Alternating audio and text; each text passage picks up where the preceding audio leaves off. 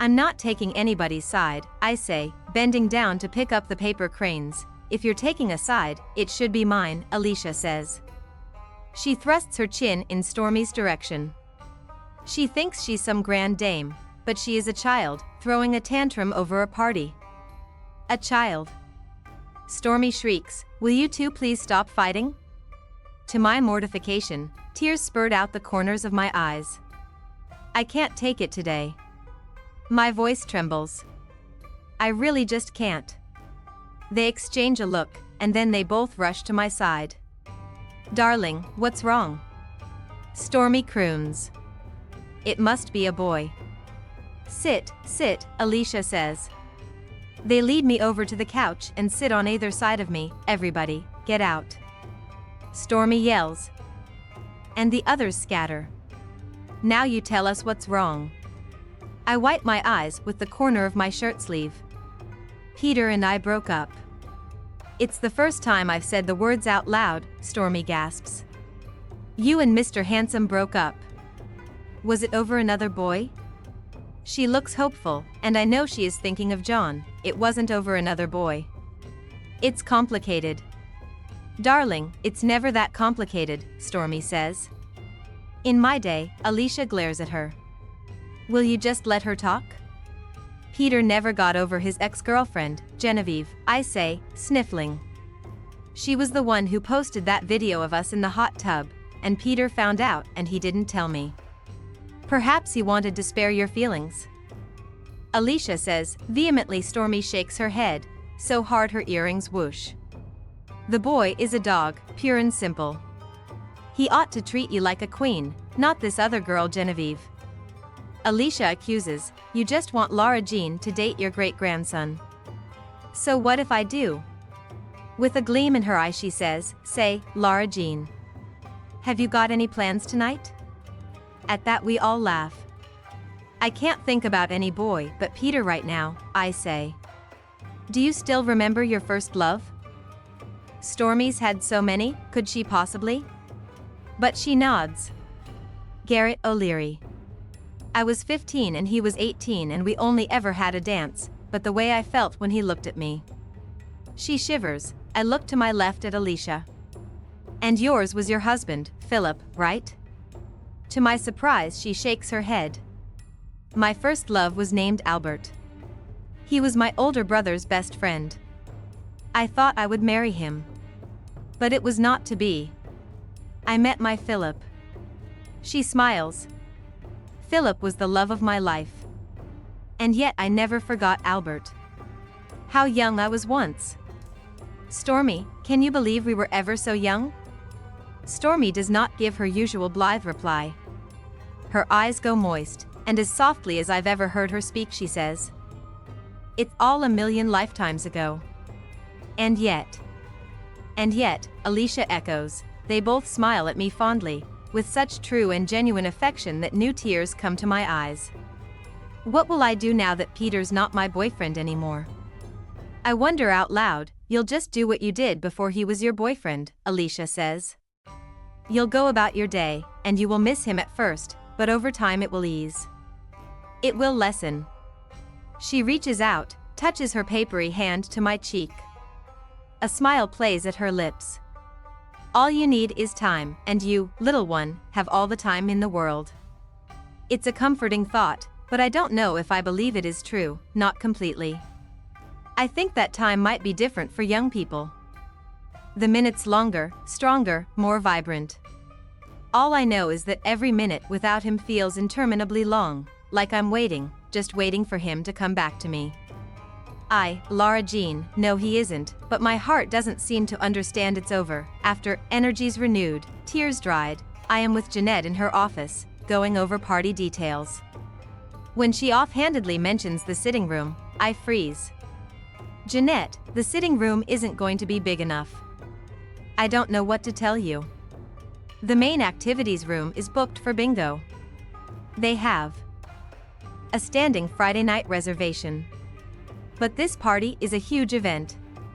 Can't the bingo people be in the sitting room just for one night?" "Lara Jean, I can't move bingo. People from all over the community come here for that.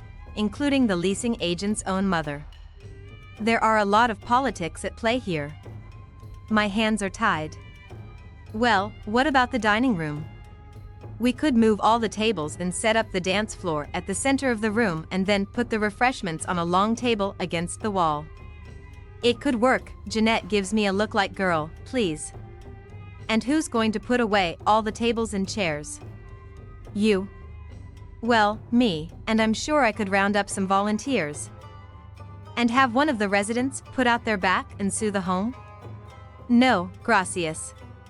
We wouldn't need to put away all of the tables, just half. Couldn't you get the staff to help? Jeanette's already shaking her head when inspiration hits me. Jeanette, I heard that Ferncliff might bus over some of their residents. Ferncliff. They already call themselves the premier retirement community of the Blue Ridge Mountains. Oh my God, Ferncliff is a dump. The people who work at that place are garbage. I have a master's. Premier retirement community of the Blue Ridge Mountains? Ha! My ass. Now I just need to bring it home. I'm telling you, Jeanette, if this dance isn't up to par, it's going to make us look like fools. We can't let that happen. I want those Ferncliff residents to walk or we'll out of here wishing they were Bellevue. All right. I'll get the janitors to help set up the dining room. Jeanette shakes her finger at me. You're like a dog with a bone, girl. You won't regret it, I promise her. For the pictures alone. We'll put them all over the website. Everyone will want to be us. At this, Jeanette's eyes narrow with satisfaction, and I let out the breath I've been holding. This party has to go right. It just has to.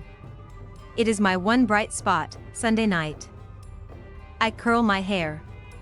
Curling your hair is an intrinsically hopeful act.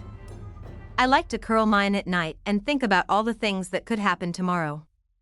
Also, it generally looks much better slept on and not so poofy. I've got half of it clipped and I'm almost done with one side when Chris comes climbing through my window. I'm supposed to be grounded right now, so I have to wait until my mom falls asleep before I go home, she says, taking off her motorcycle jacket. Are you still depressed over Kavinsky? I wind another section of hair around the curling iron barrel. Yes. I mean, it hasn't even been 48 hours yet. Chris puts her arm around me. I hate to say it, but this has been a train wreck from the start. I give her a wounded look. Thanks a lot. Well, it's true. The way you guys got together was weird, and then the whole hot tub video thing. She takes the curling iron from me and starts curling her own hair. Although, I will say that it was probably good for you to go through all that. You were really sheltered, Han, you can be very judgmental. I snatch the curling iron back from her and make like I'm going to bang her over the head with it. Are you here to cheer me up, or to tell me all of my flaws? Sorry. I'm just saying. She offers me a cheery smile. Don't be sad for too long. It's not your style. There are other guys besides Kavinsky. Guys who aren't my cousin's sloppy seconds. Guys like John McLaren. He's hot. I'd go for him myself if he wasn't into you. Softly, I say, I can't think about anyone else right now. Peter and I just broke up. There's heat between you and Johnny Boy. I saw it with my own two eyes at the time capsule thing. He wants you. She bumps her shoulder against mine. You liked him before. Maybe there's still something there. I ignore her and keep curling my hair, one lock at a time. Peter still sits in front of me in chemistry. I didn't know you could miss someone even more acutely when they're only a few feet away. Maybe it's because he doesn't look at me, not even once. I didn't fully comprehend what a big part of my life he'd become. He'd become so familiar to me. And now he's just gone. Not gone, still here, just not available to me, which might be even worse. For a minute there it was really good. It was really, really good. Wasn't it good?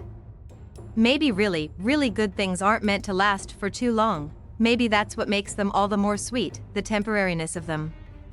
Maybe I'm just trying to make myself feel better. It's working, barely. Barely is enough for now. After class is over, Peter lingers at his desk, and then he turns around and says, "Hey." My heart leaps. Hey. I have this sudden, wild thought that if he wants me back, I'll say yes. Forget my pride, forget Genevieve, forget it all, so I want my necklace back, he says. Obviously. My fingers fly to the heart locket hanging from around my neck. I wanted to take it off this morning, but I couldn't bear to. Now I have to give it back? Stormy has a whole box of trinkets and tokens from old boyfriends. I didn't think I'd have to return my one token from a boy. But it was expensive, and Peter is practical. He could get his money back, and his mom could resell it. Of course, I say, fumbling with the clasp, I didn't mean you had to give it back right this second. He says, and my hand stills. Maybe he'll let me keep it a while longer, or even forever. But I'll take it. I can't get the clasp undone, and it's taking forever, and it's excruciating because he's just standing there. Finally, he comes up behind me and pulls my hair away from my neck so it rests on one shoulder. It might be my imagination, but I think I hear his heart beating. His is beating and mine feels like it's breaking. Kitty flies into my bedroom. I'm at my desk, doing homework. It's been so long since I sat here and did homework. Peter and I usually go to Starbucks after school. Life is lonely already. Did you and Peter break up? Kitty demands. I flinch. Who told you? Don't worry about it.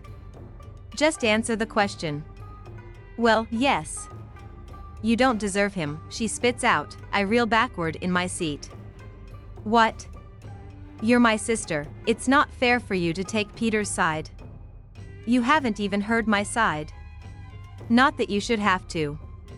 Don't you know that you never take a side against your sister? She purses her lips. What's your side? My side is, it's complicated. Peter still has feelings for Genevieve. He doesn't think of her that way anymore. Don't make an excuse. You didn't see what I saw, Kitty. I burst out. What did you see? She challenges, chin thrust out like a weapon. Tell me. It isn't just what I saw. It's what I knew all along. Just, never mind. You wouldn't understand it, Kitty. Did you see him kiss her? Did you? No, but nothing. She squints at me. Does this have anything to do with that guy with the weird name? John Amberton McLaren or whatever? No. Why would you say that? I let out a gasp. Wait a minute. Have you been reading my letters again? She screws up her face, and I know she has, the fiend. Don't change the subject. Do you like him or not? This doesn't have anything to do with John McLaren. It's just about me and Peter. I want to tell her that he knew it was Genevieve who made that video, spread it around. He knew and he still protected her. But I can't mar her little girl notion of who Peter is. It would be too cruel a thing to do to her. Kitty, it doesn't matter. Peter still has feelings for Genevieve, and I've always known it. And besides, what's even the point of a serious thing with Peter when we're only going to break up like Margot and Josh did? High school romances hardly ever last, you know. And for a good reason. We're too young to be so serious. Even as I'm saying the words, tears are leaking out the corners of my eyes. Kitty softens. She puts her arm around me. Don't cry. I'm not crying. I'm tearing up a little. Sighing heavily, she says, if this is love, no thanks. I don't want any part of it. When I'm older, I'm just going to do my own thing. What does that mean? I ask her. Kitty shrugs. If I like a boy, fine, I'll date him, but I'm not going to sit at home and cry over him. Kitty, don't act like you never cry. I cry over important things. You cried the other night because Daddy wouldn't let you stay up to watch TV. Yes, well, that was important to me. I sniffle. I don't know why I'm arguing over this stuff with you. She's too little to understand. Part of me hopes she never does. It was better when I didn't. That night, Daddy and I are doing the dishes when he clears his throat and says, "So Kitty told me about the big breakup. How are you holding up?" I rinse off a glass and set it in the dishwasher. Kitty has such a big mouth. I was going to tell you about it later. Maybe deep down I was hoping I wouldn't have to. Do you want to talk about it? I can make some night-night tea. Not as good as Mommy's, but still. Maybe later, I say, just to be kind. His version of night-night tea isn't the best. He puts his arm around my shoulders. It'll get easier, I promise. Peter Kavinsky isn't the only boy in the world. Sighing, I say, I just don't want to hurt like this ever again. There's no way to protect yourself against heartbreak, Lara Jean. That's just a part of life. He kisses me on the top of my head. Go upstairs and rest. I'll finish up here. Thanks, Daddy. I leave him alone in the kitchen, humming to himself as he dries a pan with a dishcloth. My dad said Peter isn't the only boy in the world. I know this is true, of course it's true. But look at Daddy. My mom was the only girl in the world for him. If she wasn't, he'd have found somebody new by now.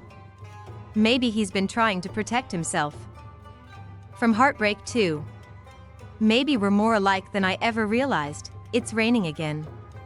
I'd had the thought that I might take Kitty and Jamie to the park after school, but that's out now. Instead, I sit in bed and curl my hair and watch the rain shoot down like silver pellets. Whether to match my mood, I suppose, in the midst of our breakup, I forgot about the game. Well, now I'm remembering all too well. I will win. I will take her out. She can't have Peter and win the game. It's too unfair. And I will think of some perfect wish, some perfect something to take from her. If only I knew what to wish for. I need help. I call Chris, and she doesn't pick up. I'm about to call again, but at the last second I text John. Will you help me take out Genevieve? It takes a few minutes for him to write back. It would be my honor. John settles into the couch and leans forward, looking at me intently. All right, so how do you want to do this? Do you want to flush her out? Go Black Ops on her? I set down a glass of sweet tea in front of him. Sitting next to him, I say, I think we have to run surveillance on her first. I don't even know what her schedule is like. And if in winning this game, I find out her big secret, well, that would be a nice bonus. I like where your head is at, John says, tipping his head back and drinking his tea. I know where they keep the emergency key. Chris and I had to pick up a vacuum cleaner from her house once. What if I try to get under her skin? Like I could leave a note on her pillow that says I'm watching you. That would really creep her out. John nearly chokes on his iced tea. Wait, what would that even get you? I don't know. You're the expert at this. Expert? How am I an expert? If I was really any good, I'd still be in the game. There's no way you could have known I'd be at Bellevue, I point out. That was just your bad luck. We have a lot of coincidences. Bellevue. You being at Model UN that day. I look down at my hands. That wasn't a total coincidence. It actually wasn't a coincidence at all. I went there looking for you. I wanted to see how you turned out. I knew you'd be in Model UN. I remembered how much you liked it in middle school. The only reason I joined was so I could work on my public speaking. For my stutter. He stops. Wait. Did you say you went there for me? To see how I turned out? Yeah. I always wondered. John's not saying anything, he's just staring at me. He sets down his glass abruptly. Then he picks it back up and puts a coaster under it. You haven't said what happened with you and Kavinsky that night after I left. Oh. We broke up. You broke up, he repeats, his face blank. That's when I notice Kitty lurking in the doorway like a little spy. What do you want, Kitty? Is there any red pepper hummus left? She asks. I don't know, go check. John is wide-eyed. This is your little sister? To Kitty he says, the last time I saw you, you were still a little kid. Yeah, I grew up, she says, not even a little bit nicely. I throw her a look. Be polite to our guest. Kitty turns on her heels and runs upstairs. Sorry about my sister. She's really close with Peter and she gets crazy ideas. Crazy ideas? John repeats, I could slap myself. Yeah, I mean, she thinks that something's going on with us. But obviously there isn't, and you don't, like me like that, so, yeah, it's crazy. Like, why do I speak? Why did God give me a mouth if I'm just going to say dumb stuff with it? It's so quiet I open my mouth to say more dumb stuff, but then he says, well, it's not that crazy. Right. I mean, I didn't mean crazy. My mouth snaps shut, and I stare straight ahead.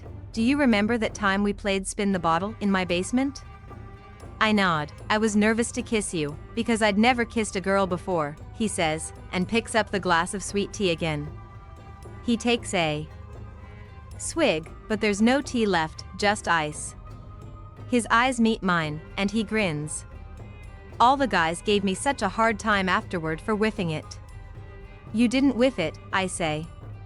I think that was around when Trevor's old brother told us he made a girl. John hesitates, and I nod eagerly so he'll go on. He claimed he gave a girl an orgasm just by kissing her.